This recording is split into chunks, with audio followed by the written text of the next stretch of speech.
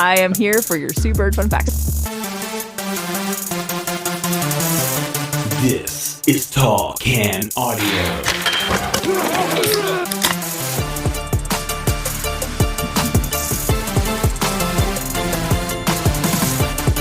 What's going on, everybody? Welcome inside an all-new episode of the CANWNT Audio Podcast. Coming to you from our studio in beautiful Bytown, Canada. It's a toasty studio today. We'll get into that in just a second. Our pal, Michaela Schreider, across the table. What's going on, Screeds? Oh, you know, Matt, I am prepared. I'm feeling warm already. I'm feeling the heat. Yeah. But you know what? I was saying before the show, I brought no notes, so we're no notes, just vibes. Just today. vibes. Just okay, vibes. I like that. Just vibes and pints. Just, obviously. Yeah, okay. Just got back. I had mentioned on the previous episode, was down in Oshawa over the weekend. Attended a little 1-year-old's birthday party. That was kind of fun. Went and saw the Oshawa Generals get their asses handed to them, so that was kind of less fun. Yeah. But while I was gone, here in my condo building, they switched the air conditioning over to heating, and I had left it on while I was gone. So when I got back, the whole place was a little toasty, including the studio here, but we're going to power through, and we'll use the pints to help us do that. I was going to say, cold beer is the perfect antidote. And you have reached into the magic fridge. You have come away with something. What do you got going here today? I am so excited about this. I saw that you had, or you pointed out to me that you had some left field beers, and I am helpless before a left field beer. So I went with the Center Cut Exploratory IPA series. Exploratory. Right? Center Cut number 2, and it is 6%. So It is strong beer, as they say. Yes. And I always like to do this. But just a wee can. They didn't do the thing that left field does where they're like, hey, here's the ballpark foods that pair with this. But, they do often put that right on the label. It's kind of cool. I didn't do that this time, but that's okay. It smells delicious. I love all their IPAs, so I'm looking forward to this one. So that comes from, as you mentioned, left field, and we put in an order from there a few weeks ago when Dan Schulman was on the podcast because he had tied his name and had worked on a beer with Jay's manager, John Schneider, over at the brewery. That one's called Frozen Rope. Nice, juicy IPA. Oh, nice. But I think I've polished those off. That's okay. Yeah, but that was fun. And so we ordered a few different things from there. I think I still got a brown ale sitting there. I might try a little later. We got lots of stuff to get into. And speaking of lots of stuff, Screeds, we got a big week coming up here. It's going to be a busy week here. I got something new. There's one I've been teeing up for a little bit, and one that's going to be new to everybody here today. Lever Sage coming back in this week. Lever. He has been on a few times over the summer, especially since stepping away. He was asked to step away from TSN 1200. He's been making some trips in here to do this ever since then. And so he'll be in on Wednesday afternoon, and we'll drop that for you on Thursday morning. And then Steve Bunda coming back in here on Thursday. Shrides, I'm sure, all about UFC 294 this Saturday. I have extensive knowledge on the subject. Just vibes. That is a huge card, locked and loaded. When they go over to Abu Dhabi, they always stack it up. I think that show every year that they go is paid for by the royal family. And so, because they're just big fans, and so they make sure to send some big names. So that's going to be a lot of fun. And 90%, I can say. Ooh. It's not confirmed yet. But Graham Creech might join us for that one. Oh, big name. Yeah. That's a star-studded lineup. I love it. I know. And, are you going to talk to Bunda about horror movies? We probably will have to. You have to. He is running his usual marathon that I think started as a 2-week thing leading up to Halloween, and now every year it's gotten longer and longer. I think he starts in mid-September at this point. You think I am a basic white fall girl? Steve Bunda loves his spooky season. He really does. He and I talk about horror movies all the time. I love horror movies. Not as much as he does, right? But I love them, and hearing him... when you're listening to someone talk about something that they are so interested and passionate about, and you just can't help but feel giddy for them. That's how I feel listening to Steve Bunda talk about horror movies. He will insist that comes up, and he and Creech actually started coming on the pod around the same time during the pandemic when everyone was just sitting at home, except the UFC started up again. Right? They were, if you recall, one of the first sports because. If you're a sport that's out there just punching people in the head, what's a virus while you're at it or whatever? Exactly. So they got up and going, and so Creech and Bunda would come on remotely. And then we did a couple in person when things lightened up. And now as the schedule has been scrambled multiple times at TSN 1200, if one of them's working, the other's not, and vice versa. So it's been hard to get them in at the same time. But it looks like, as long as JR, and if you're listening to this, JR, don't be an asshole here, okay? As long as Creech doesn't get sent to Sens practice on Thursday, he will join Bunda and I. So that one will be fun. Like I said, we'll drop that on Friday. I just realized I've been rambling about all this. I haven't opened my beer yet. The most important part, exactly. Matt. We got to get to this. So this is from Cameron's. And I've had their stuff a bunch of times, but not lately. For whatever reason, it hasn't made its way into the magical fridge out there. But this is their... What did we decide? It is their Hefeweizen. Hefeweizen. No, I'm not even going to do it. You had it. Hefeweizen. Yes. It sounds... Rock the Bells, I believe Rock the Bells. It is a wheat beer. And so looking forward to it. I don't mind every now and then a wheat beer. Tried it is fall. And you have already sort of pointed out... I posted a photo of a nice pumpkin spice latte ale. And you were not down with that, despite being down with just about everything else fall. Yes, I love everything about fall minus the pumpkin beers. I've said it before, I'll say it again. Pumpkin beers taste like candles. And how is it that you are so sure of that? Listen, Matt, what I do on my own. Yeah, okay. It's my business. Okay. No, and I will every year. I used to do the same thing with pumpkin spice lattes. Because I also don't love pumpkin spice lattes. Right. Believe it or not. Okay. But every year I would order one and then remind myself, oh yeah, I don't like these. Right. So I do kind of the same thing with pumpkin beer every year, but it's more just like, I know I'm not going to like it, but I feel like I got to try it because tis the season. Yes. And every brewery comes out with a pumpkin beer. I feel like I should try it. So Josh and I usually do a sampler. We call it Sampler Sunday. Yeah. And we threw a pumpkin beer from Big Rig in this week. And it actually wasn't bad. Again, still tastes like a candle. But like it... But this was less candly? Yeah, like it was also a porter, which is also not super... I feel like it had Matt's name written all over it. So it wasn't my style to begin with, but... You know, I'm sure someone who likes that style, who likes pumpkin beers, would have really liked it. But yeah, I cannot get on board with the pumpkin beers. I wish I could. Yeah. What is, we're going to get into, we got lots to cover today, actually. The beginning of the NHL season, we got PWHL news, we got Canadian soccer stuff going on. We got lots to cover. But before we do, what have you been doing with your fall? I was going to check, and I just ran out of time today. I was trying to remember the last time you were in studio. Oh, Lord. And... You did the show for me. You really helped me out a couple times over the summer. You did it remotely so I could stay at the lake and not have to come back here. Appreciate that. It can't be all the way back to February when you and Vanessa were in here promoting your trivia night. Oh, I know my you were in God. here. Have you been in since? It might be. That's the one. The last one I can remember for sure. I know I did a lot of virtual because I moved my studio, my virtual studio, into my bar. And I know, right? I regret nothing. And I want to say the last 3 times I recorded with you, because I know I was on for the World Cup. Yep. And I feel like I was on outside of that, probably leading up to it. But I'm sure we did a few. Yeah, there's been at least 2 or 3 over the summer that we did virtually, but I just can't remember if you were in studio between February and then or not. Maybe it's not. Been a while. I missed it here. This is fun, and I'm glad when you come in. These are always cool when you're in studio. You talked about moving your show or your studio into the bar. Were you able to move any Toronto bars into your work, into your fandom when you were down there? I know you were down just past a couple weeks ago. The Canadian women's soccer team, a qualifier, and we will get into that. But did you have the chance to sample any other new beers while you were down there? Check anything out? Yeah, you know what? It was a very quick trip. So Vanessa and I went down with our friend Katie G, who's also a massive soccer fan, and her mom and sister. So it was a nice little road trip. Nice. And we drove down the Tuesday morning. We stayed over Tuesday night, obviously went to the game, and then drove back Wednesday. So it was a very quick trip. Okay. But before the game, we went to Liberty Commons in Liberty Village, which is also known as Big Rock Brewery. Nice. And I tried a Pilsner from them because it was on the happy hour, and it was very tasty. And then I tried one of their IPAs, and for the life of me, I'm so sorry, I can't remember what it's called, but it was very tasty. And this is one of my favorite spots in Liberty Village because, especially before a game, because BMO Field is right there. Yeah.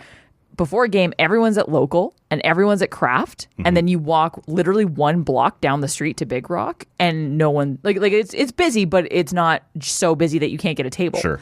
So it's kind of for whatever reason, this little hidden gem, but it's very well known. But because it's kind of tucked away at a site, people just don't think to stop there. Right.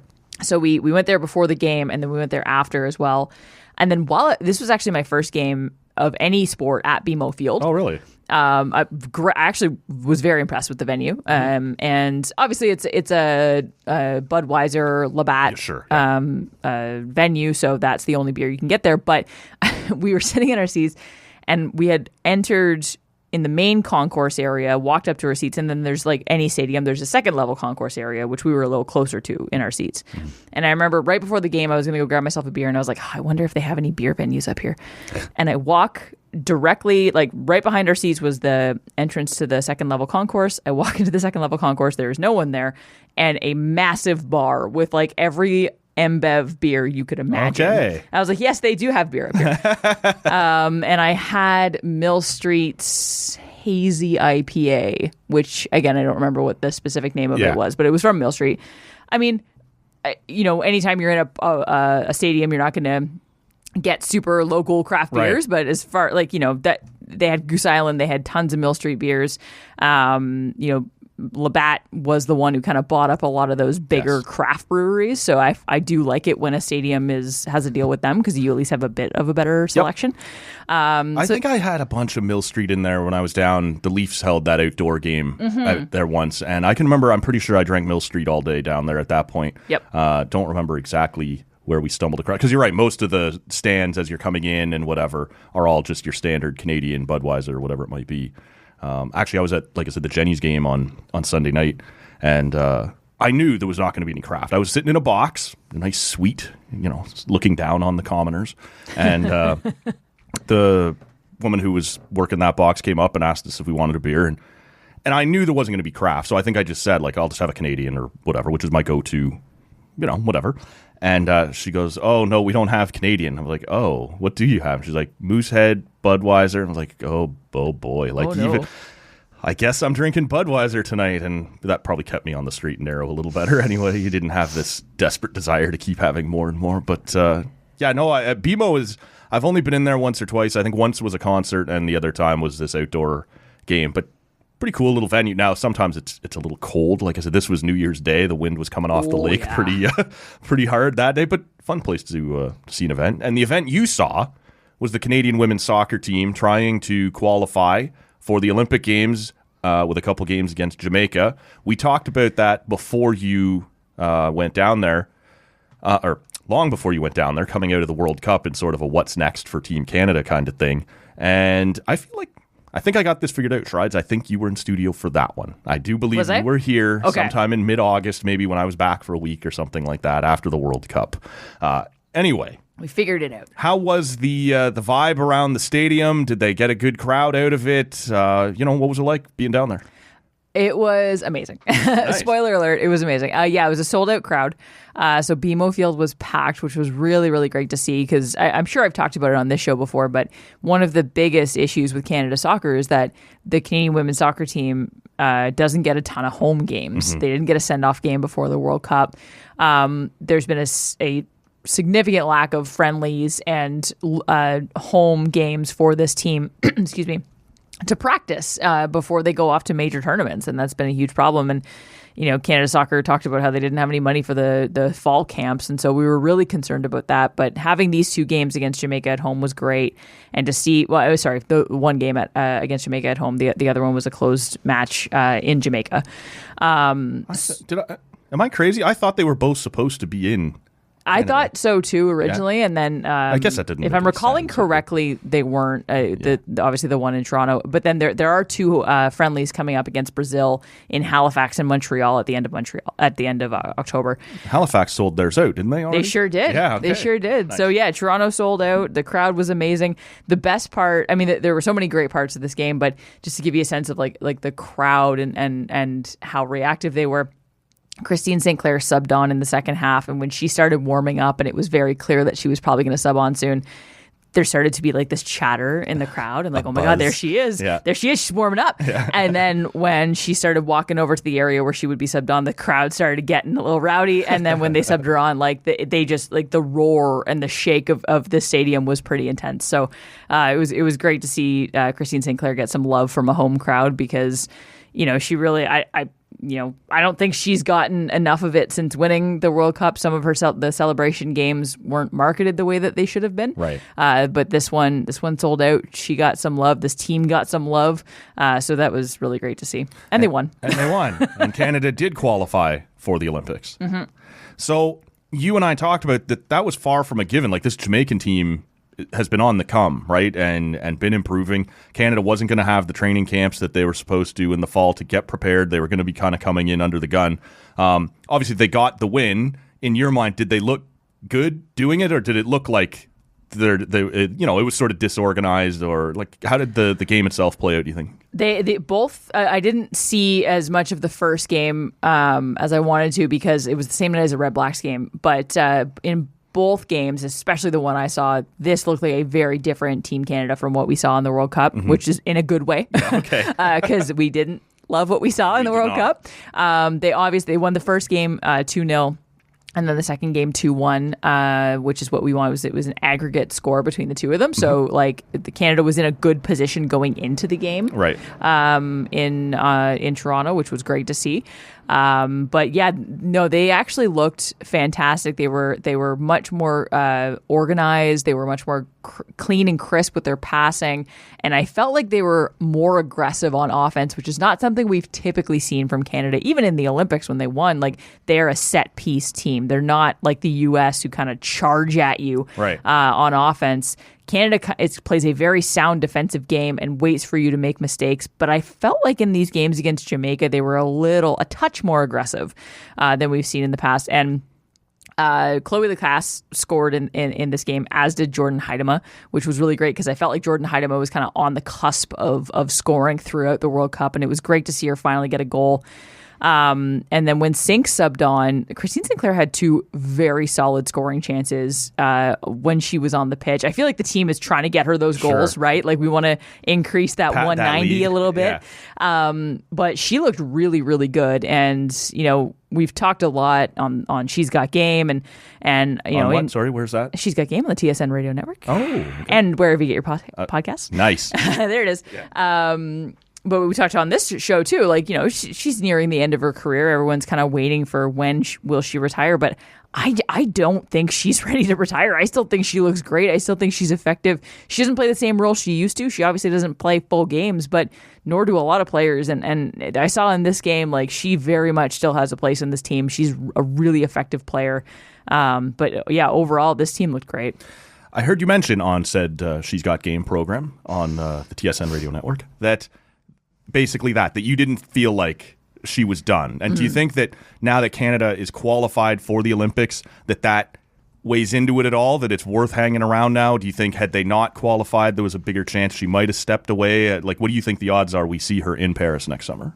I think they're pretty good. Yeah. I maybe I'm speaking optimistically, but sure. I do feel like the way that the World Cup ended is not how she wants to end her career with Team Canada. Right. And who could blame her? No. It was not a great tournament. Canada has way more luck in the Olympics, and they just perform better in the Olympics than they do the World Cup for whatever reason. Yeah, that's so weird. People have tried, like, the team has talked about it. Soccer experts have talked about it. Like, it's obviously a different tournament. The World Cup's a little longer. Mm-hmm. There's something about the Olympics that just jives really well because it's been across coaches too, right? Yeah, it was under John Herdman and Bev Priestman. Like, it's this weird enigma that we can't really describe, but I think she does want to have a more successful tournament to finish off her career. I've said on the show, as you probably heard, like, we've seen it. There's a lot of fanfare going on for Megan Rapinoe right now, who's retiring, and I think Christine Sinclair sees that and goes, "I don't want any of that." If she had it her way, she would just disappear. Right. We would not hear from her. She would not announce her retirement. I think she would sit at the podium after a game and go, "Oh, by the way, that was my last game. Peace out."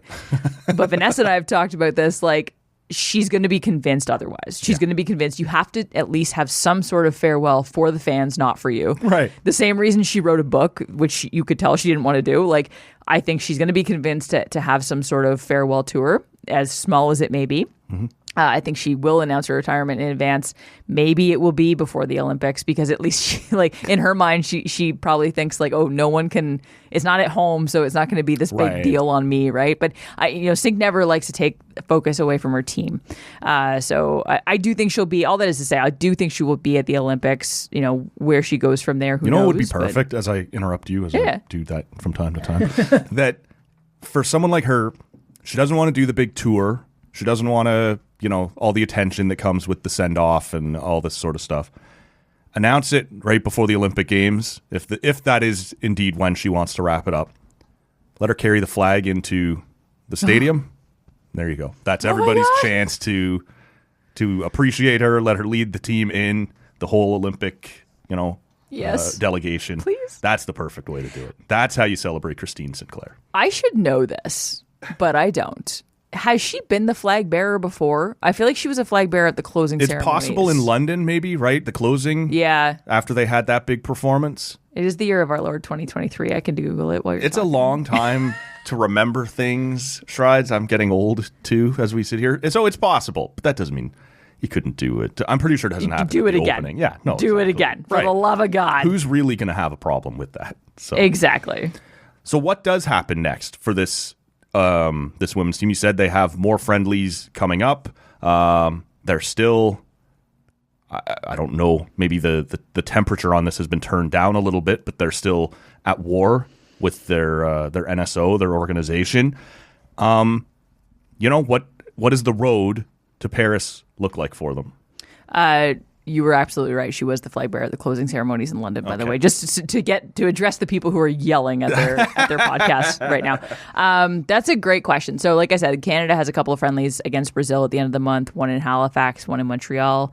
Vanessa and I will be at the one in Montreal once again with our friend KDG. Right. And again, like, they looked a lot better from a soccer standpoint. They looked a lot better. I feel a lot more positive about this team than I did after the World Cup, which is great. It's amazing how 2 games will change that. But yeah, like the battle with Canada Soccer rages on, but not just with the women's team, but the men's team. The men's team very recently voiced their displeasure with Canada Soccer, and then went and got pasted by the Japanese. Yeah, like I said it with the World Cup, and I'll say it again. Like, we can't look at the performances of either the men's or the women's team and not put some of the blame on Canada Soccer for not properly preparing these teams for these tournaments. Mm-hmm. And my concern as a fan is that, are they going to have the proper preparation heading into the Olympics? Right. It's time for this team to stop succeeding in spite of their federation and start succeeding because of their federation or with the help of their federation. So that can't be overstated enough. You're a dreamer. I like that. Right? Right? What a crazy idea. So I don't know whether I'm optimistic or not on that front, because, we've seen a lot of change at Canada Soccer. We've seen Charmaine Cooks come in as the head of the organization. We also saw a lot of criticism of her appointment because she was part of the regime that created this problem in the first place, right? Yeah. That Canada Soccer business deal is still there, and it still sucks. It really does. So who knows where we'll go from there? But I think we just they don't look for. I'll say this: in February at the She Believes Cup, when they took on the States and Brazil and Japan, and I saw them play in Orlando against the States. Like, that was a team deflated, because they were literally days removed from speaking in front of a parliamentary committee, testifying about how their federation had not standard prep for a tournament. Yeah, exactly. And those players just looked exhausted. I don't see that same exhaustion level from them, like in interviews and stuff. Mm-hmm. We've spoken to a couple of their players, and I've seen in other interviews with their players, there seems to be a more positive. They're not saying much, but they're at least a little more optimistic of like, yeah, we continue to work towards getting a deal done. Whereas before it was like, this is asinine and we can't continue playing like this. Like the message has seemed to shift a little more positive, which I'm very optimistic about that. But again, it's kind of a I'll believe it when I see it situation. Sure. Anything else on the Canadian soccer front we should touch on before we move us along here? Or? I mean, it's worth noting that their friendlies against Brazil are great because it's an opportunity to see Marta as well, who is also nearing the end of her career. I believe she'll be playing. I know this was her last World Cup, but I don't think she's officially retired or done with the Brazil team yet. Right. So seeing two legends like Christine St. Clair and Marta play is always a privilege. So I'm really looking forward to that. What's the venue in Montreal? I do not recall off the top of my head. It's not the Big O, but it's near it. Okay. If that helps. Oh, the not as nice part of no Montreal. Notes, just vibes. Just vibes. That's fair. You did mention a couple of minutes ago that you had missed one of the Canada games because it was a Red Blacks night. Ah, yes. And you got the Mouchoir podcast covering the Red Blacks. Just for a minute. Just for a minute. Sure. Because in very cruel fashion, this season, they have one game left, but it's 2 weeks from now. They have a bye week. Everybody gets to sit and wait for 2 weeks before this thing finally gets dragged out and given the old Yeller treatment behind the shed. Fun fact, it is on the same day as the Montreal game for Canada Soccer. Okay. So that's going to make things real interesting for me. Yeah, seriously. Not really, though. You just go to the good game. I'm definitely going to the soccer game, and then Vanessa and I are going to do our best to make it back for the Red Blacks game. So we'll see. Yeah, fair enough. I don't know. The season has clearly, long ago, gone off the rails. Just a quick thought or a note on what has gone so wrong once again this year. This is the question that we have tried to answer on Mouchoir, and I've tried to answer anytime I talk about it, and I don't know because it's the same problems, really, that have plagued them for the last 4 years. The defense is good for the most part. They're doing their job. A major injury to your starting quarterback in Jeremiah Masoli is not something you can control for, but not having a solid starting quarterback who's proven himself, who's not learning, like with all due respect to Dustin Crum. Running your whole season at your fourth string guy, basically. Here. Yeah, it's a disaster. That doesn't help, but they've changed general managers. They've changed coaching staff twice. They've changed a lot of players on the actual roster, and yet it's the same stuff. And I don't know how to explain it, and I don't know what the solution is, but I don't know. Okay. That's all it is to say. I'm like scratching my head, banging my head against the wall because I just don't know what it is with this team. I think it's karma. Because made the Red Blacks made the Grey Cup 3 times in their first 5 years of existence. That was awesome. Right? I vaguely remember that. Since 2018, it's been a garbage fire. Yes. And I think this is just the sports gods going, you know what? Balance, my friends. Yeah. Let me ask you one last thing on the Red Blacks, and let me frame it this way. Mm-hmm. Your level of disappointment, your level of pissed off, your level of frustration, and let me put it through this lens. Have you and Josh discussed whether or not you will be renewing your season tickets next year? That is a very interesting question. Okay, we're probably going to continue renewing our season tickets because it's one of those things that the cost is still fairly low, all things considered, that it's nice having, and if you don't go to the game, give your tickets away. It's a nice night out, all that. However, this is one of the first years that I remember where almost every single game I was like, I don't want to go. I just don't want to sit there and watch bad football for 2 hours. Right. And it's not even that fun anymore. I don't know how else to explain it.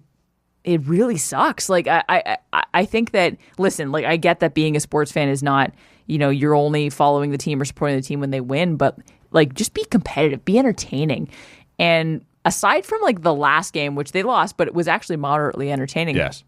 Mostly because it was so comically bad at times. It's getting really hard to justify driving all the way to Lansdowne on a Friday night and then driving all the way home. We live far away. This has probably been one of the toughest years as a season ticket holder, if I'm being honest with you. And it's one of those times where we've heard it all so many times. I mean, we've been guilty of saying it over and over on this show. The great presentation. It's fun to be down at the stadium, and they do a nice job. It's a cool place to spend a Friday night. Mm-hmm. This is maybe the first year I don't see anyone saying that, right? There's always been this, almost this default defense of the organization, right? Like they're trying, they're working on it, and at least we still have this part of it that makes it enjoyable. And people aren't saying that anymore, right? And it's not because suddenly they're doing a bad job at game ops or around the stadium or anything like that. It's just, I don't care. Get me a win. Get me a good football game, right? Like get me an enjoyable, the part that I'm looking at on the field and not just like the dancing dogs at halftime or whatever. Yeah. Like we need winning football. And until I'm sort of done giving them the benefit of the doubt, seems to sort of be the vibe right now. Like I asked you the question through that lens because I am seeing more and more people, and sometimes like fans just go online and vent. I understand that, but reasonable people that I follow who have never questioned their loyalty to the, well, I don't know if I want to keep paying for this, right? And that's not like fuck these guys, I'll never be back, but like show me something, and then maybe you'll get my money again, kind of thing, right? Like, and that's what makes it so tough. Is like I can't fault the organization for not trying because like they changed so much. That's right. Right? They tried to address this and the same stuff keeps happening. So like I feel bad thinking that way, but it's absolutely true. Like, is this really where you want it? Like there's so much else going on right now. Sports are back in full swing, right? Like we're fully out from a sports lens anyway. We're out of that like pandemic transition time. There's so many more options. Shit is expensive. Yes. like to do anything right now, including buy groceries and gas is wildly expensive. You know, disposable income has never been more precious. And to ask people to spend their disposable income on a night that's not going to be very entertaining is getting harder and harder. So yeah, like I totally get we're in the same boat. Like, is this really where we want to be spending our time? Right. Quickly, before we move on to some PWHL talk, some WNBA talk, maybe some NHL talk, I wanted to I sent you an article there yesterday about Kim Ng stepping away from the Florida Marlins. And let's not pretend that either one of us sit here and watch a lot of Florida Marlins baseball over the course of the summer. But back during the pandemic, I believe it was November or December of 2020, when you were co-hosting the show more regularly, was when she was hired, and she became the first ever woman to have a position that high up in management in any of the four major North American men's sports, right? So she was general manager of the Marlins, well-respected, had been around the game for a long time, and brought in. And the Marlins this year made the playoffs, and it comes with a caveat that I think is fair, but for the first time in a full season, because they made it in the shortened pandemic season of 2020, but a lot of people made it that year. They expanded the playoffs and crazy stuff happened. She built this thing into a very competitive organization, which they have not been since 2003. And the ownership has decided to go out and they wanted to add someone above her. And we see this a lot in hockey now, right? Where there's a GM, but then there's also a president of hockey ops who's probably the one really calling the shots. But you don't normally see that person get installed out of nowhere. Like, they've never had this person, or at least not for the last several years. And now you're going to install this person above Kim Ng. And she decided, no. And bye. Walked away. Right? I'm good. I'll find another job. My resume has only gotten better in this position. And so I don't know specifically, and I don't want to accuse the Marlins of anything other than what they've actually done here, which is decide we want to put someone above her. I don't want to accuse them that this is because she's a woman. We don't know that, right? They hired her when presumably they knew she was a woman when they hired her, and she's done a good job there. But you do wonder if that played into it at all. This like, we wouldn't do this to a more established, what do we call them in hockey? The 200 hockey men, right? We wouldn't suddenly disrespect one of them by putting someone above them out of nowhere. And to her credit, like we said, she just decided, yeah, no, that's not the way I signed. She had an out in her contract after this season, and that's not what I signed up to do. I'm out. I just was curious if you had any kind of thoughts on her walking away, what it says about her, maybe what it says about where the industry's at, if anything. And I can't imagine she'll be unemployed long, but it was an interesting story to see that they tried to install someone above her after her most successful season. And I'll be honest, so I haven't been following baseball as closely as I've liked to this year, and in general, it's not the sport I follow the most. But is it because like we have Mark Shapiro and Ross Adkins, right? And so that's the same kind of structure. Is that really common in baseball now? It is, excuse me, but Shapiro brought in Atkins. Atkins wasn't there, and then had Shapiro slid in over top of him later. Like, that's sort of why Anthopoulos left. Is they hired they had a president, Paul Beeston, and Alex liked working for him. Beeston left. They hired Shapiro, and Anthopoulos kind of went, yeah, not as crazy about you, and walked away. Yeah, it's like I don't know that it's hard to say like why the Marlins would do this, and if it had anything to do with her performance. I would assume not, because again, like, she did very well. Yeah, turned them around. Yeah, she turned things around. She made the playoffs. Couple great deals at the trade deadline that helped get them over the hump. And yeah, like, it's overall, I think her performance was really great. There's this very small part of me that is kind of happy she stepped down versus getting fired, because anytime a woman's hired in these roles, I'm like, oh, the day she gets, because like all of these GMs are going to get fired one day. 100%. All these coaches are going to get, managers are going to get fired one day. And you just know that as soon as a woman steps into this role, the second she's fired, it's going to be, well, that's because women can't do this job. So there's a small part of me that's like very happy she stepped away. But, you know, it's imagine having the ability to do what you want in a job and then knowing that you're bringing in an extra boss. Yeah. You don't know how you're going to jive with them. You don't know if you're going to get along with them, or they're going to have the same vision as you. And according to her statement, the vision of the Marlins going forward from ownership was not what she agreed on. Yeah. So I can't blame her for being like, you know what, I don't feel like having to report to someone who may not see things the way I do when I've already done this job myself. Like, why am I not also a candidate for that president job? Yeah, like, that's fair. If there's now going to be someone at the we've created a new top level. Well, I've been the top level here for a bit. Should I not get at least an interview to become this new president figure, and I'll hire a GM underneath me? Yeah, exactly. But you're right. She won't be unemployed for long. No. Already talked that the Red Sox are interested. They just fired their GM not too long ago. Just this little known team like the Red Sox. Yeah. Not exactly the Marlins, right? Slightly stepped up. Step up. Yeah. And I think that would be so great to have a female GM in one of the most prominent teams in the league and in the world. Like, that's one of the biggest brands in the world. Yeah. What an awesome thing for and well deserved for Kim Ng. Like, she earned that. You cannot. Oh yeah, she's been around forever. Oh yeah, working all kinds of jobs in baseball until finally getting her break. And yeah, just I got a ton of respect for somebody who's just going, look, yeah, it's your team. You have the right to hire whoever you want. Mm-hmm.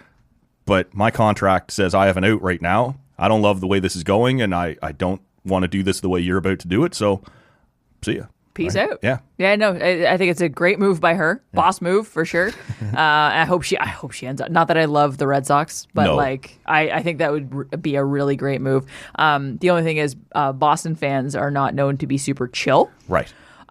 So I would worry for her. There's truth to that. Yeah, there's a little bit of truth there. I would worry for her in that sense. But I think, like, what a great opportunity for her to go and prove herself in one of the biggest markets in the world. Yeah. I need new beer. We'll get into some more hockey. Stay there. Woohoo! Beer, bed. All right, I want to talk to you a little about the PW. I almost called it the PWHPA. I know. It's I do it all the time. Okay. But I grabbed another beer here first, and this is also from left field down in Toronto, and it's their brown ale. I've never tried this one before. It is called the Ephus, as you and I kicked that word around a little bit, trying to discover its origin, but failing fairly miserably. But a brown ale, and I'm looking forward to trying this one. We're going to talk PWHL, and we had the draft a few weeks ago now. I thought it was tremendously well done. Like, you sort of worry sometimes about how these things get presented. Do they pinch pennies? Is it shot through someone's iPhone 6 camera? Is it what? This was CBC at their best, producing this thing like a top-end sports presentation should be put together. I guess I probably, if I'm being honest with you, I found it to be a little bit overkill, the number of people they had come up and announce picks. Mm-hmm. Like, maybe we could move through that a little bit quicker. But everyone seemed to be having a blast. They took it seriously. They made it look like a big deal. We're now only a couple of weeks before training camp opens up here in Ottawa and across the league. I'm just curious what you thought of the draft, what you thought of free agency and the way that process played out. And what your excitement level is here going into training camp. Yeah, the draft got a little boring at one point, which means it was a really well-organized professional sports draft. Like, it's not a draft if at, round 7 or 8, you're not like, okay, let's go. But that's there's no disrespect to the actual organizers. That means it was perfect. Yeah. That means it was exactly what we expect. How often are 7 rounds televised? This was more. Right? There was 15 rounds. At some point, you're like, all right, these are just people saying names I don't recognize. Yeah, now, right? Yeah, exactly. No, I thought it was really well done. Having Billie Jean King there was really cool. Having Jaina Hefford and Tessa Bonham, and shout out to Cassie Campbell. Cassie Campbell was more charismatic that day than I've ever seen her. She stepped in. She had no script. She had no earpiece. She was literally filling in for Tessa on a whim, and she got jokes, man. Like, she's hilarious. She's just throwing out references to different people in the crowd and telling stories and whatever, and just sort of like, whatever, here we are having a good time. She was fun. Whatever they captured there in terms of making her comfortable, I feel like we need to get more, like, not to discredit her broadcast, but like every broadcaster takes a while to get super comfortable, and I feel like Cassie's kind of been in that phase for a while. I know exactly what you're saying, because I love, like, Cassie's insight is great, but she can be a little dry. And I think part of that is, like, have you ever looked at Twitter when she's doing a game? Yeah, she knows what she knows what's being said. I don't get that. There's so many more hateable people on my TV than Cassie Campbell. I don't understand. Honestly, it's all like misogyny. There might be some of that. Yeah, but like I think that maybe gets into her head a little bit because she says all the right things. But you're right. I often feel like there's a bit of trepidation, or like she's not super sure of what she's saying, even though what she's saying is totally valid. Right. I would love to see her in an environment where she's so comfortable, like she was in the PWHL They clearly draft. Just pulled her up there to, like, by the way, Tessa's got to go do this. You're taking over for the next couple rounds. She's like, okay. And she didn't have time to think about it, right? Yeah, and just I want to emphasize, like, I'm not criticizing her as a broadcaster. I know exactly what you're saying. Yeah. I think she does a great job. It's just like everyone takes a while to get comfortable. This was a different Cassie than this was a different Cassie. I want to see this Cassie more. I loved it. Right. She was so funny. Yeah. But yeah, the draft, I loved it. It was great. There were so many moments that did get a little emotional because all these players who have waited for so long to have a professional league to play in finally have it. Yes. And it's so wonderful to see. And, it was everything about this has been so exciting. And I'm just really looking forward to training camps and the season getting started. And the draft was just one more step in that. Were you surprised that Marie-Philippe Poulin ended up in Montreal? Shocked, I say. Shocked. And if you can believe it, Laura Stacey too. Laura Stacey what a coincidence. Up there. Who knew? I know. The one thing that did kind of get me, and Vanessa and I talked about this, was I wanted Natalie Spooner in Ottawa so bad. And it felt like it was possible there for a minute or two, right? It was right there. Yeah. But she had that compassionate clause that allowed her to go to Toronto. Listen, she's got a young kid. She's got a family there. Totally get it. But why? I wish they had like a separate section for the compassionate clause. Yeah, like if people. We knew that going in even or something. Yeah. So I wouldn't have sat there going, pick her! Exactly!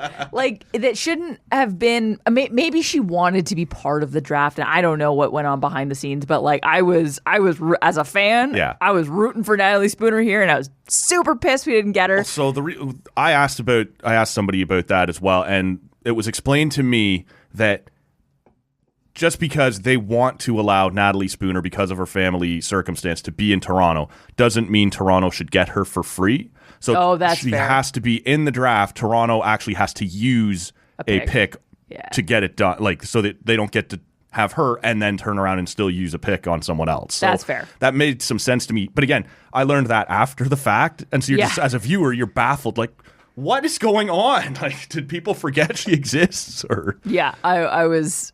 And Josh is now a Toronto fan. Of course he is. Of course he is, and so he's very happy that they got Natalie Spooner. Whatever, it's fine.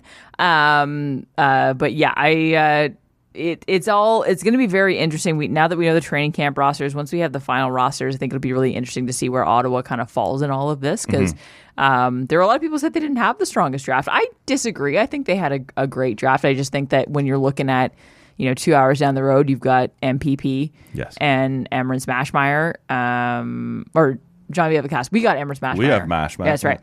They have Genevieve Lacasse, another great goalie. So I get that. Okay, like, maybe Ottawa didn't have a great draft in comparison, but I'm just really looking forward to seeing what these final rosters how they play out. Yeah, and like I thought Ottawa got off to, having Maschmeyer.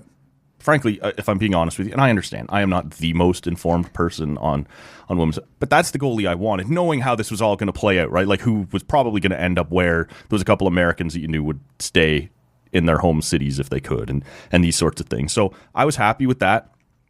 Emma Clark, I thought was interesting. Good two-way kind of player. Number one center when you match her up against, like you said, against Philippe Poulin or what Sarah Nurse is going to do down in Toronto and some of that. Like Ottawa's going to have to build their team a little differently, right, in terms of how they get this done. But I'll be honest, I didn't know as much about some of the players in the draft, but what they did in free agency with their first three, I was like, all right, I think this can hang. Yeah. I think this can work. So I'm excited. They kept putting that. I'm one of those people who I like to tell myself I'm not easily manipulated. I'm not sold, right? Like TV commercials don't work on me. But early on in the draft, they kept advertising that, by the way, you can go put your deposit down on tickets, right, for when this. And I kind of went, get out of here. When I see how this is going to play out, when I see how this is all going to work, I'll go get my tickets. But after like the fourth or fifth, I was like, fuck it. I'm just playing it. I put down the deposit. Yeah, why not? Let's go. I have to correct myself. Montreal has Anne-Renee Desbiens. Yes. Not Geneviève Lacasse. That's my bad. Right. I loved that Ottawa got Brianne Jenner. I'll stand by, like, that was a massive shock to me. That was awesome. Loved it. She is next to MPP. She's Canada's next best player, and she is fantastic. I thought for sure, she lives in Etobicoke. She's got a young family. I thought for sure she'd be in Toronto. Yeah. That was an amazing surprise. And Emily Clark, I think, flies under the radar a bit, but she's been a staple on Team Canada for a long time. Yep. And I think that was a really good starting three signing for Ottawa. Made me really, really excited. Ottawa went heavy on the Americans in their draft, which hurt my Canadian heart. But also, let's not pretend the Americans don't have a great friggin' team too. And I think that I think Ottawa is going to be sneaky. And I'm not just being biased, but I think that a lot of Canadians look at that roster. Maybe they're not as familiar with it because of the American players, but I think they're going to be real sneaky. They also went with a couple of players from Czechia. And their head coach, Carla McLeod, was the head coach of Czechia. So I think there's going to be a lot of synergy there off the bat. Familiarity with what they were getting. And so it's also worth noting in the training camp rosters, Ottawa invited out Michaela Grant-Matisse and Soroya Tinker, who were two of the most prominent players in the PHF. Michaela Grant-Matisse, I believe, was the highest paid player before the PHF folded. Those are a couple of pretty big names on their training camp roster as well. And that was always going to be one of the most interesting wrinkles in this whole thing, right? Was where those PHF players slotted in, where they might be chosen, would they be chosen? Because this, let's be real, was always sort of, this was the PWHPA winning out, right? The creation of this league, what they had held out for, the reason they didn't join the PHF. They were always waiting for this type of opportunity and worked hard to get it. But once it arrived, would it be held against PHF players? Where would they stack up? It was interesting to see where they sort of slotted in, right? And I don't have the numbers in front of me, but I know that at the end of the draft, when you looked at players from the PWHPA, players from the PHF, and then like other international or college players, it was kind of even. Yes, it was. It wasn't there wasn't a drastic difference. And I know that there was an argument that more PHWPA players, I can't do it, players were chosen in the earlier rounds of the draft. But at the end of the day, I feel like there was a pretty even playing field when you look at the kind of different sources of players. Didn't you feel like that was always sort of the deal with the PWHPA was they had the stars, right? It's not that the PHF wasn't good, but they had the bigger names. They had those top-line Olympians for both the Canada and the U.S. Yep. And that was what you were going to need to sell a league like this, right? To get it up and going. And so, it's not surprising at all that the PHF, once those big stars and big names had been picked up, were still going to come in and fill out those rosters and get those jobs. But they were probably going to have to wait for the big names to go off the board. Yeah, exactly. Like I always said, the PWHPA, with all due respect to the PHF, the best players in the world are not playing there. Right. And so obviously the best players in the world are going to get drafted first. Right? It's funny how that works. Yeah. Yeah. There are already rumors floating around about possible expansion next year. Chicago, LA are teams in the mix. I think Minnesota was a little bit of a surprise. There was an article I think Mike Russo wrote in The Athletic that said it was officially the last team in, but it and Ottawa were the ones that kind of made people go, oh, right? Like, weren't necessarily expecting Ottawa to be in the mix here between Toronto and Montreal, and I guess Minnesota was the same story kind of down in the U.S. New York and Boston made total sense. But and then also Minnesota's going to be doing by far more traveling than anybody else this season. But I'm looking forward to it. I honestly, I got fired up. We had Vanessa on the show just before free agency opened, and I said to her, like, this reminds me of the way I became a fan of the Red Blacks. Like, everybody knows I grew up in the GTA. I was a Leafs guy. I was a Blue Jays guy. I was an Argos guy, but I wasn't as tied to it. And so when I moved here, and within a year, they announced, like, the Red Blacks are coming. The first season is going to be next year, whatever. Like, I moved up here in 2012. I think 2014 was the first year of the Red Blacks. Yeah. And I was like, I can do this. I can get on board, and it won't be seen quite as much as jumping ship or being a front runner or whatever, right? Because this team doesn't exist. They're building it from the ground up, and they're going to be bad, right? Yeah. Like, you're not jumping to another team just because they're better. I wanted, to cheer for something here in my new adopted hometown, and I knew it would never be the Senators. This feels the same. I don't have to jump ship from anywhere, right? Like, say what you want. The PHF was hard to watch. I was not a Toronto 6 fan. I didn't, this is starting up new. I'm pumped. I'm anxious to get into this. Like I said, I can't wait to get tickets to the home opener. We're on the deposit list there, and let's go. We've reached out to just today on Twitter to see if we can get the GM in here. Mike Hirschbeck, I believe, is his. See if we get him on the podcast. Yeah. That'll be fun. So I'm pumped. It's very exciting. This is the first time I've been on the air since 2016, and I've never had a female sports team in the city I live in to cover. Right. And that's really, really exciting to me. I covered the CWHL when they were around for a long time with the Ice Garden. And I covered Le Canadien specifically, which was awesome. I was on the air with That's What She Said at the same time. And like, I loved covering them. I would consider myself, if I was going to cheer for any team, it was Le Canadien. Yeah. And one of the things with CWHL that the PWHL is getting right is, like, they're paying people in full-time roles, and specifically where it impacts me and you is communications people. Yeah. And God bless the Le Canadien comms person, because, like, I sent her, she was a volunteer or, like, did it on the side of her desk. Like, this was not her main job. And I would send her media requests, and she got me interviews with Marie-Philippe Poulin and Hilary Knight and, like, all these massive, massive players on the side of her freaking desk. Right. Like this was not her main job. And I'm really looking forward to, from a media standpoint, having a team that's properly resourced and funded so that we can go and get those interviews and have proper and they're making information. It so easy. At the bottom of every press release is the email address for, their PR people, their communications people, and this is how you grow it, right? Make it easy that for media to reach out, get this done, get this covered. It's going to be awesome. So far, they haven't missed a step, right? Yeah. They're doing this properly. That's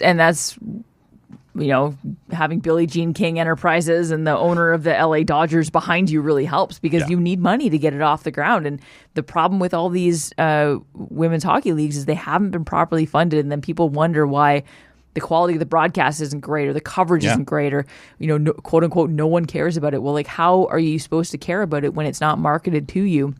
And you don't know what to care about. It's not as simple as just being able to watch it, and even that is hard. Yes. So I think that, having proper resourcing from a marketing and communication standpoint is going to go such a long way when it comes to actually getting bums in seats and eyes on TVs. So people, you talk to people, you're tied in here. I've heard anything about a name? No. And I've been asked this question so many times. I'm not good at puns. I'm not good at wordplay. Even though that is what I do for a living, I work in communications. I am not. This is not my specialty. I need Ian Mendez to come in and give us some word play, some puns. The one thing I have heard from, like, fans and people on Twitter is, like, please God, nothing about the government, which I get. Also, and I don't think I have to say this. This lady sends. Nothing ladies. No ladies. None of that, the please. lady sends. I've heard one thing that I said that to Vanessa when she was on the show a month and a half or so ago, and she said, I'm out on the league immediately. Yeah. If it's a lady anything, I'm out. I am very confident they wouldn't dare. No. But God, please no. I've heard some people suggest an ode to the Silver Seven of some sort. There wasn't a women's hockey team here in Ottawa a long, long time ago, and I believe they had ties to the Silver Seven. So that would be kind of cool. There's another old women's hockey team. I believe that before Women's Worlds was a real sanctioned thing, it still sort of happened sometimes unofficially, right? Countries would get together. I believe there was a team called the Ottawa Alerts. Okay. I don't love that. I don't know what it's a reference to, but okay. I don't either. Here's the thing. But we're all going to hate it at the beginning. We're like anytime there's a new team and you get a name. What the fuck's a red black? Exactly. And we will accept it and we will move on. I'm not saying, okay, maybe we don't all hate it because the Red Blacks, that was a far cry. But we all got used to it and we all go to games. Now it's just a thing. It's just a thing. Whatever it is, even if we don't like it, we'll get used to it and we'll cheer for it. Please don't make it gendered. Please, for the love of God, don't make it gendered. The only time I thought that was kind of funny, you mentioned them, Les Canadiens. And I don't even mean it was funny. I thought that's kind of neat because it's a linguistic thing, yes, right? It's an easy, in French, it's very easy to make things gendered because every noun is gendered. Right. So instead of it being IENS for the Montreal Canadiens, it was IENNES, which is just the feminine and, the multiple of the feminine multiple of Canadians. And I was like, that's fine. I thought that was kind of neat because it's unique to the French language, right? Yes. And you're like, I see what you did there. I see why you want to tie it to that. The Canadians, a fairly well-known entity in Montreal. So I thought that was okay. But yeah, no, nothing the pink this or the lady or the what. Let's...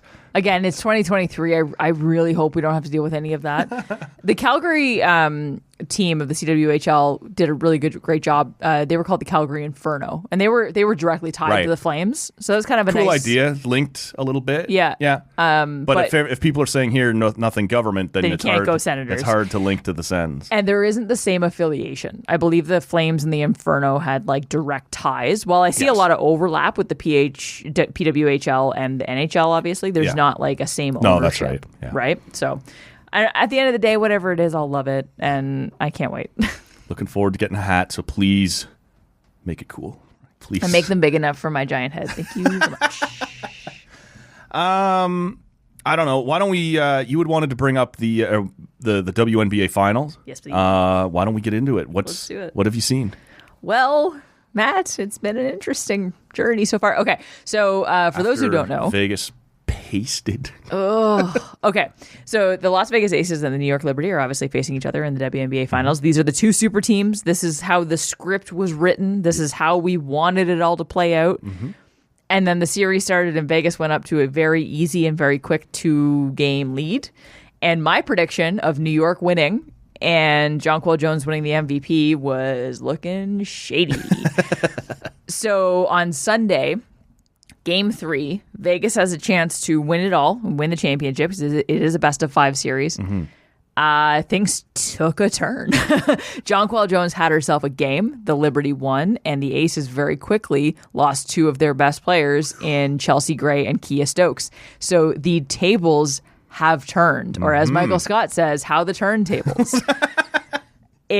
All of a sudden, this series that looked like it was in the bag for the Aces is in jeopardy for them. Right. And it could go either way. I realize that they only have the next game is Wednesday night. They only have to win 1 game. New York's got to win 2. But you lose one of your best players in Chelsea Gray, not just from a basketball standpoint. She was also kind of like backup coach to Becky Hammon on the sidelines. So you lose her leadership. You lose her skills. And now you're going into this game. The one thing with the Aces, despite them being so heavy up front, they don't have a lot of depth. They are a 6-player team. They go with the starting 5, and then they bring in Alicia Clark occasionally. Right. And they just lost 2 of their best players. And the one thing that the Liberty had going for them was they had a bit more depth. Their bench, and Mariana Johannes in particular, their bench are very effective. And when their bench is on, I think they're a very dangerous team. Also, they have Brianna Stewart and Sabrina Ionescu and Jonquel Jones and Courtney Vandersloot and all these amazing players. So the series is far from over, and it just got it really looked like it was over in game one. They won by like 30 points, was it not? Like, it was a blowout. Like, this is going to happen fast. And then Vegas wins game two. It's a little less of a pounding, but it's still a game two was the pounding. Game one was a little closer. I've got that backwards. Game two was like 104-70 something. Like, it was bad. Okay, so I've got that backwards. But when you're down 2-0 and that second game has been that ass kicking, this is going to be over. They may call it a half, right? Like in game three, and just, hey, ref, you call this now, we can all get home in time for Melrose, is one of my favorite quotes from Mighty Ducks. But now, all of a sudden, there's a pulse here. And for a few reasons, right? New York gets up off the mat. As you said, Vegas loses some key players, and all of a sudden, oh shit, like, we have a series. And that's what you really want. In a championship, you don't want to see somebody get pounded fast and, just get swept right out. Let's see a war here. Let's see this go the distance, and all of a sudden, that's on the table. Yeah, that's what I said last week. I said, please, New York, just make this a series. Right. Make it interesting. Because as much as, it's been really great to watch Vegas's, like, pure domination. The game that they lost on Sunday was their first game they lost in this entire playoffs, and that's wildly impressive. And part of me wanted to see them just sweep the entire playoffs, right? Yeah. But at the same time, like, that's not what you want when you have the two super teams in the final. You want to see a series. You want to see some competition, and especially thankfully, with ratings, everything has been up this year. Like, cap this story off with a war, not a. Right. Do you think back to some of the best series, like, the Seattle Storm, Phoenix Mercury over the years? Like, those are series that went the distance. Those are series that went down to the wire. Usually ended with a Super 3. Just saying. There is your quintessential Super I didn't reference. think we would ever get through a whole episode without one. So there it is. There it is. By the way, yesterday was her birthday. Happy Super birthday. I saw that. Probably on your Twitter. Yep. I am here for your Sue Bird fun facts. But yeah, those are the series you remember, and those are the series that get the etched in history. So I hope that that's what we see from this one. Already, I think we're on the way there. Nice. Well, I'd be remiss if we should talk about the Sens since you're here. And, may as well. Yeah, the start that they're off to. A tough one against Carolina, but Carolina's a very, very good team. And then all of a sudden they come home, the home opener. The opening ceremony I mentioned on an earlier pod couldn't have been done a whole lot better. And the only drawback, and it's probably really only a drawback for Pierre Dorian, was the "We Want Pinto" chants. Oh, baby, that's uncomfortable, right? Especially the new bosses are in the building. Steve Stais is here. Michael Andlauer's here. There's not a hole big enough for Pierre Dorian to crawl into during that moment. And the camera went right to him. Of course. So awesome on the fans. Like, no problem there. But Dorian maybe didn't love that moment. And then Sunday they go out, beat Tampa Bay, and all of a sudden after... they were 0-1, and there's already people that go, I don't know if they should have signed Tarasenko. I don't know and we'll see what happens. It's a long season. But all of a sudden you get 2 wins, and all of it, they're fucking winning it all. Let's go. Right. And so Wednesday they have a game against Washington at home. That's a winnable game. I'm curious what you think, what your impressions have been after the first couple games for the Sens. I mean, the home opener, aside from the Pinto chants, which you're right, like, we're the one kind of... black mark or bad mark on this day. I don't know what the word is, but they could. And again, like, I want a friend. Like, for me, I don't blame the fans. Like, do it that up, was right? great. I bet you do want Pinto. Like, you should cheer for that. But yeah, there are people in the building who kind of. Damn, we were almost perfect. No, the home opener just hit the mark on so many. In so many different ways, right? Like Alfie being there, giving Giroux the silver stick for his 1,000 points beforehand, his family being there, Lyndon Slewage being back. Like, come on. I was losing my damn mind. The Sens fan in me just was completely coming out. And they, again, you're playing against Philly, you better win. But they played well. They won a winnable game. Mm-hmm. Tampa comes in, division rival. I wouldn't call it a winnable game, and they won it, and that's great. I wasn't worried at all about the Carolina loss because, like, you're going up against a cup contender for your and their home season. Opener without 2 of your top 3 centers. Like, it's fine. That was gonna happen, and frankly, it looks like Norris is is just about ready. Like on Tuesday, as you and I are sitting here and talking, he was on the power play drills at practice. Looks like he's close. Still no word about or anything on Pinto. But if you're going to roll into Carolina with, I'm sorry, but Chartier and Greg as your 2 and 3 centers, you're going to get rolled by Carolina pretty often, right? That felt natural. Right, exactly. So get these guys back in the lineup and you'll be fine. But yeah, that Carolina team on their home opener, they're going to be fired up. It wasn't a huge cause for concern, but there were a lot of people showing that concern. Of course, it's silly season, right? Yeah, like it's overreaction. I only have one game to react to. I'm going to react to it. Absolutely. Let's do it. And I know that there are a lot of people, rightfully so, upset about the whole Shane Pinto cap situation that the Sens find themselves in because we're not used to this. Yeah. We are not used to the Sens being up against the cap. To get to the floor. And more importantly, Pierre Dorion is not used to the Sens being up against the cap. The cap is easy to manage when you're not up against it. Yeah. When you're up against it, that's where you require you require an expert on your team, a Brandon Pridham, if you will, who can be like, you can get away with this. You can't do this. You can do this. This is what I recommend. Right. The Sens have never had to do that. They've never had to have that guy. The Sens have never had a Robidas Island that they could banish people to. Exactly. And I'm not making excuses because I do think that as a GM, you should be able to do your job. Right. And that is what Pierre Dorion needs to do. If I give Tarasenko this $5 million, I will have $0 to sign. Yeah.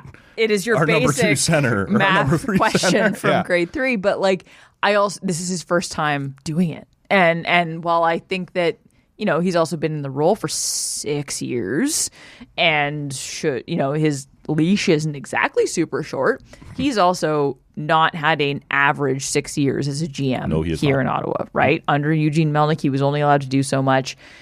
After the Melnyk era, we saw him get a little more freedom, and now in this new Michael Andlauer era, let's see what he can do. But learning how to manage the cap is definitely going to be it is task number 1, and it's ridiculous that it took us to the season. I really wish they had gotten this figured out in the summer. What I hope they do. I never thought we'd get here. I don't have a whole lot of love for the job that Pierre Dorion's done, even with the circumstances that he's been under. Yeah, but I still fair. Didn't think he would get this far and not have this done. I figured, and the cap still existed. You may not have been up against it, but it still existed. And if you sign Pinto today, he's got to come in. He's not like he's going to take a little time to get up to speed, right, and get some practices under his belt. He's missed all of camp, which never pans out well, especially for young players. And so you're throwing him in even when he is ready at not quite what he should be. Now he will get there. Right, he will catch up, but you're throwing this guy into a race that's already started. Right, all these cars are already at full speed, and he's going to have to catch up a little. So this is far from, an ideal situation. Even once they get him done, which I was going to say I can't imagine is too far down the road, but like I said, I didn't think we'd get this far. So what the hell do I know? Exactly, and I think it's a fair point. Like I don't think Pierre Dorion is absolved of anything here. Like you still are an NHL GM, and you should know how to do your job. And ideally, that is the basic requirements of this. So it's I'm not going to lie, as a Sens fan, it's very new territory for me because I'm not used to my team being up against the cap. Throwing money around all willy-nilly. I don't know what to do with this. I will add, just on a personal note, I feel like this is the first season in a very long time that I have been able to watch this season purely as a fan.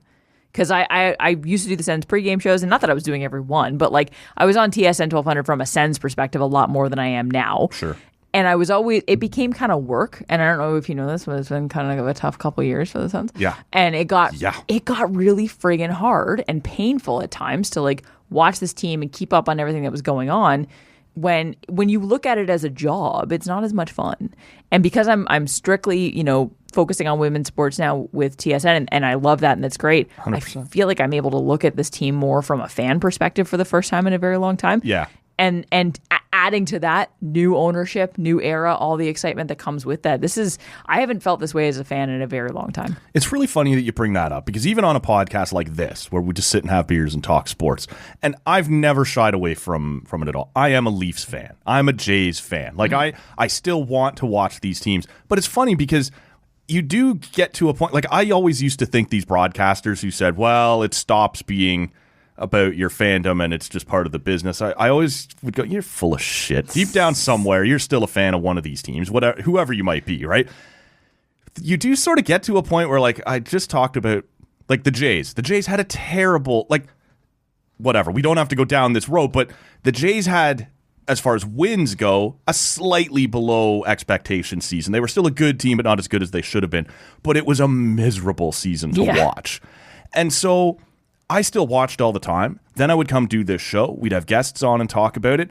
And by the time after that, I'd go out and meet up with friends and they'd go, like, what do you think about something? I'd be like, I don't like it. It stopped being fun a little bit, right? Like, it started to be more that you're trying to watch this more analytically or more, you know what I'm saying? Like, 100%. It's just different. It's just a different vibe. And this isn't, you know, I'm above anything else. I'm still a fan. I still chip, but you just reach your limit faster or something because it becomes a chore. Yeah, it's not as much fun. A little bit. And I will say, I think the way that media is shifting, I referenced the Steve Dangle podcast earlier. Like, I think holding on to your fandom is a great thing. Mm-hmm. And I think that we should do that more. And again, like, I'm not a reporter. Right. So I get that it's a different perspective when you're a reporter. Yeah, I'm definitely not it. But, like, you know, I like when people inject their fandom in podcasts and in the new way that people are consuming media. Like, I think the days of I have to remain neutral and not react to anything are over. Yeah, as long as people understand what they're listening to. I'm not giving you unbiased Leafs opinion. I'm a fan of the Leafs. I'm either pissed at them right now or they're winning it all this year, right? Exactly. Like, there's no way between. Right. So I'm not trying to say anything about professionalism or this and that, but you do sort of sometimes just get to a point where you're like, I don't want to talk about it anymore. I'm sick of these guys or whatever. Exactly. So I think Sens fans have every right to be excited. And if they're going to continue down this, and I don't know how many more cards there are to play, but the Andlauer presser was done really well. Mm-hmm. Even the Steos, it was a smaller deal, but that was done really well. You bring Alfie out, just at practice first, and then at the opening ceremony, have him be part of it. As you said, even Lyndon Sluit, like all these things that make people go, damn, that was really cool, right? I don't know how many of those are left in the pocket, but if you were trying to keep the buzz, the momentum, the excitement up, they've done as well as they possibly could to start the season to really kind of kickstart this. And the wins, don't hurt either. You're sitting here 100%. Right now at 2-1, and they looked pretty good at both home games. So that's upsetting to me as a Leaf fan, but they are hitting all the right notes at the moment. Yeah, no, it's going really well. I'm really happy. Shrides, tell people where they can find you. You can find me on Twitter if I approve your follow because I made my tweets protected. More on that later. Yeah. You can find me on Twitter at Shrides, SCHREIDS. You can find me on Instagram at the same handle, and you can find my craft beer takes on Instagram at Crafted in the Capital. You can also listen to She's Got Game on the TSN Radio Network, wherever you get your podcasts. Mm-hmm. And the Mouchoir Podcast. The Mouchoir Podcast, yes, of course. We have done our last episode of the season, but you can go listen to Janine and I eulogize the Red Black season in our latest episode. Yes, perfect. I appreciate you coming in. Like I said, it's been a while. Maybe it was August, maybe it was February. We don't know. But it's always fun when you actually come in here and we can do these face-to-face and have a pint. So I'm glad you came in. Thanks for making the time. Me. Lever Sage will be here Thursday morning. Lever. Steve Bunda and probably Graham Creech on Friday morning. Question mark? Yeah, that's how we're going to... It's like the... I'm Ron Burgundy? I was going to say like the black mystery head with the question mark, but it's not like that at all. I'm telling you it's the name. Yeah, I'm telling you who it is. Yeah, so... I blew that pretty bad. So let's just limp on out of here and wind this one down. Thanks for coming in, Shrides. My name's Mal Robinson. We are on social media at Tall Can Audio. Make sure you're following the podcast on whatever app you're hearing us on right now. And we'll see you Thursday morning with Lever Sage. Lever! The hell is that? Number one bullshit. Oh, number one bullshit. Why are you so pissy?